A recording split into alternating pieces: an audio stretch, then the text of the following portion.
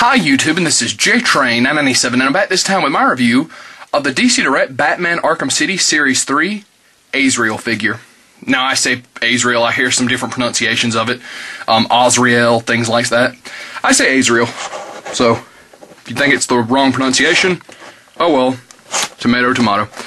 Anyways, I really loved the addition of him in this game. Was one of the first little Easter eggs I found, and I wasn't aware he was even in the game. Loved it. Loved it. It's the new version of him, even though I did love the Jean Paul Valley version. They really, they took the costume that was from the current series, or I guess at the time this game came out, it was current, or was it canceled? The current Azrael series may have been canceled by the time this game came out. Anyways, I'm rambling. This looks like a great figure. He comes with just his sword. Once again, there are no bases in these packages, it looks like, which is unfortunate. But he looks great here. Of course, on the back you see the rest of Series 3, himself, Ra's al Ghul, 2 clown thugs, another Batman, and a penguin. So, not too much to say about the packaging. Let's open him up. And here we have Azrael out of the packaging, and he is amazingly detailed. We'll get a quick 360. Just all the bells and whistles. You don't get that good of a look at him during the game. You only see him about 5 times total, very briefly. And I am just digging what they've done with him. His sword does actually come out of its sheath, and it has a little loop you can put it in. I'm really digging this pose I've got, how he's got it here on his side. Which, let's actually pull him out of that pose really quick. The sword, of course, if I can get the arm out of the way. His joints are a little stiff, but it's no big deal. You can see the little loop right there. The sword pulls out. It's got this kind of bandaged look around the sheath. And there you go. He holds it just fine, you know, it's just a sword. But it is really nice that it comes out of the sheath, just in case you wanted to have him pose with it. Much like Ra's al Ghul in this series, his shoulder pad is on a hinge to help you with moving the arm, you know, avoid any hindrance in articulation. Although it really, it doesn't go up as far as Raz's does. But still, you don't have that much trouble rotating the arm. As far as his other articulation, his head will do a full 360 despite the hood, which is really nice. Arms are on a ball joint, do a full 360 and out. Bend, or single jointed at the elbow, and spin at the gauntlet. Which, these little silver blades came a little bit warped out of the packaging, but the way I'm going to have him posed, you're not really going to be able to tell. Legs go forward, back. Uh-oh. That's not good.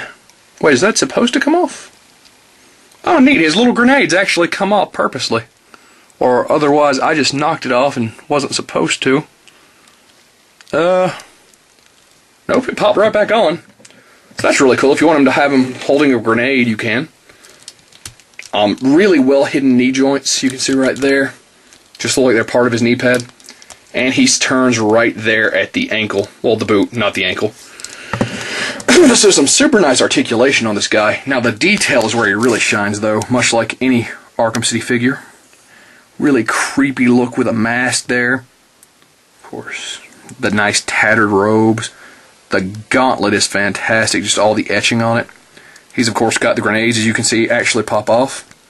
Now on the other side, right here, if I can turn him around. Of course, you can see there's actually like a little tube feeding it in, that catches on fire. That's a really nice touch, although it does make this arm a little bit stiff and moving, and I don't want to force it too much. I don't want it to break. His little, I don't know what these things are called, a little hat, like shredded cape deal. It's not a cape, but I can't think of something else to call it.